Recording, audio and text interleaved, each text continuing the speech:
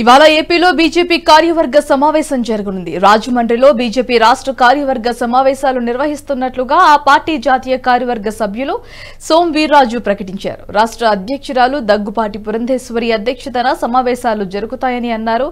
రాష్ట్ర వ్యాప్తంగా 2250 మంది రాష్ట్ర స్థాయి నుంచి మండల స్థాయి నేతల వరకు పాల్గొంటారని చెప్పారు.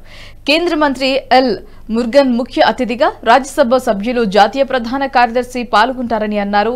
ఏపీ అభివృద్ధే ప్రధాన ఎజెండాగా రాష్ట్ర కార్యవర్గ సమావేశంలో చర్చిస్తామని, ప్రజల అభిష్టం మేరకే బీజేపీ వైఖరి ఉంటుందని నేతలు తెలిపారు.